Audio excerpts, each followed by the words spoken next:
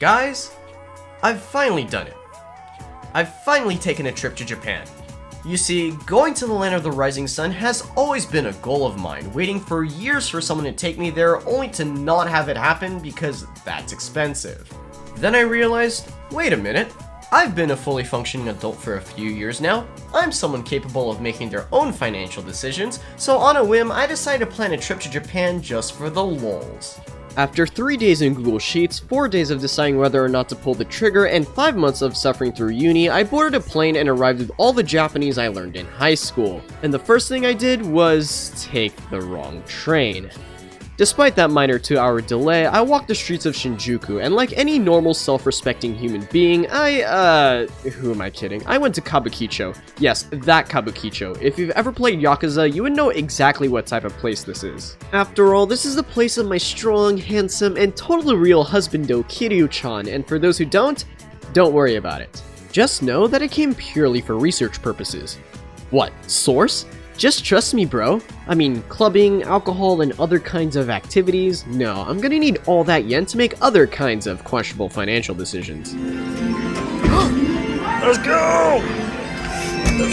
But first, dinner, and it was found at a place called Chicken Fighter. Yes, that's the name, you can't make this stuff up. Started off strong with chicken thigh yakitori, ordering one with salt and one with sweet tare sauce. The salted one had to be my favorite in that it was perfectly seasoned, drawing out the succulent meat juices, and same goes for the lamb skewer. Yet the fish had to be the main highlight. The lemon cuts through the saltiness, and the mackerel had a very rich flavor to it. Everything from the texture to taste was exquisite. Paid around 2,300 yen for 5 skewers, fish, and ginger ale. I'd put this in A tier, a great start to my Japanese food experience. Ready for more exploring, I went straight to the arcade doing, well, yeah. As much as I would have loved to spend all night inserting 100 yen coins into these machines, I only had 10 days and spent about $900 on tickets to do things other than arcade hopping. Wow. Who would have guessed? Rhythm game YouTuber wants to do stuff other than rhythm games. So I hit up Kabukicho Tower, and the first thing I see was an entire food hall littered with izakayas, One Piece merch, and a Shinji Get the Robot machine. But alas, with a full day ahead of me, I went back, greeted the pet owl, and ate A-tier pudding and a D-tier Family Mart sandwich before making it out to Tsukiji Fish Market the next day. Eating a white strawberry daifuku, which was alright, though a little confused on how the white strawberry makes it double the price while tasting like a regular red one. Now, there wasn't much to see, as it was pretty much fresh seafood and a hidden shrine, but whatever, that's okay, as there was more to see like the Suga shrine steps from this obscure movie called Your Name. Unfortunately, there was no girl waiting to ask me my name.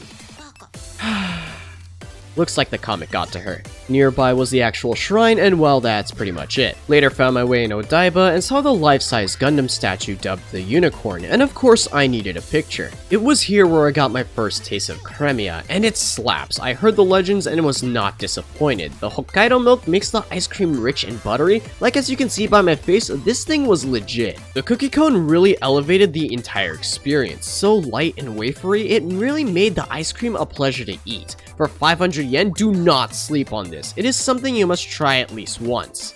S tier. As for the mall itself, you got 7 floors of insanity as I witnessed the line of the Gundam store in addition to a rooftop of people playing the sports ball and a Doraemon pop-up store. However, out of all of these, nothing could top the Gyukatsu store selling the likes of Wagyu Katsu. By far, one of the most expensive meals I've had on this trip, clocking in at about 4,939 yen. Just one bite of that? Literally melts in your mouth. Forgive me for the lack of reaction shots. I tried, but then I saw the waiter looking straight into the camera, so yeah, no, I'm not doing that. But trust me when I say that it was life-changing. You put the meat in a hot plate to unlock the juices and dip it with different condiments to customize the eating experience, and I found that my favorite way to eat it was dipping it in the curry sauce. Something about the savoriness of both meat and curry just does it for me, though the other condiments like the salt and tartar sauce were really good too. The day wasn't over though, as I fangirled over bidets and killed time in Asakusa, checking out the nearby shopping district, getting some dango, and seeing the wares, before ending up at the Kaminariman Temple and Nakamisa Shopping Street. It was so lively with the shops still open selling all sorts of snacks and souvenirs. Bro, Asakusa at night was such a vibe, with everyone hanging out, getting their photo ops, fumes, and temple visits in, but I had to get a move onto the Tokyo Skytree, which was honestly kinda mid, not gonna lie. It's okay, the Korean boy band store made it all better though. Dead tired from all the running around, I ended the day in Amatsuya and got an impromptu beef bowl for 400 yen complete with miso soup. A great pick-me-up after a long day, which is going to be a trend for the next 9 days as I woke up early to go to Toyosu Fish Market, only to find out it was closed. Dang, it really do be like that. Somehow ended up in Kichijoji afterwards, inside the Sun Road shopping district, kinda just screwing around the various shops as stores were beginning to open up for the day, and oh my goodness, I look dead, here's a better picture.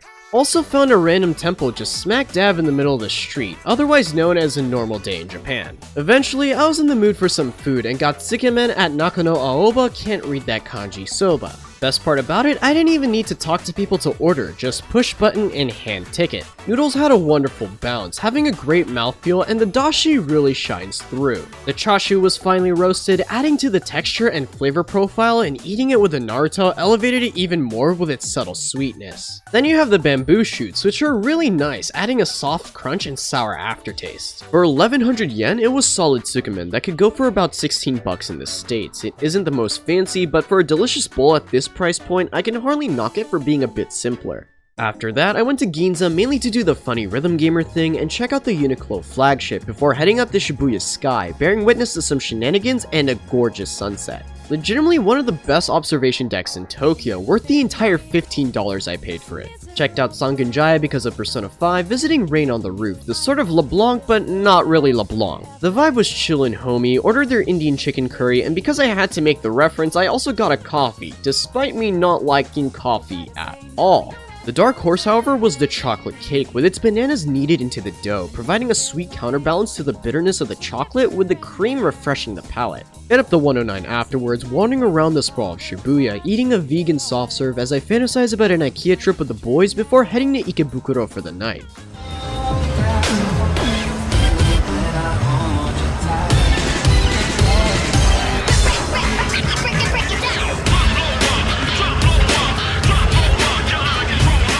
With my time in Tokyo almost up, I decided to gamble for a JPEG of Mount Fuji with a day trip to Mishima Skywalk.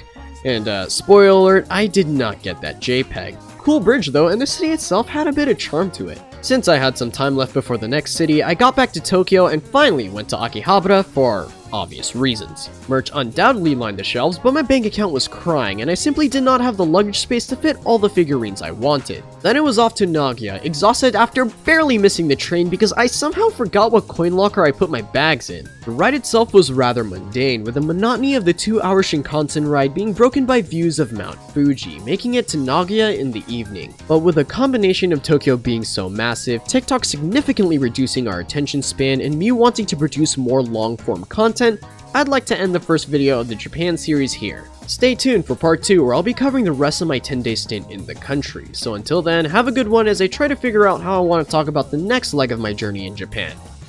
Peace.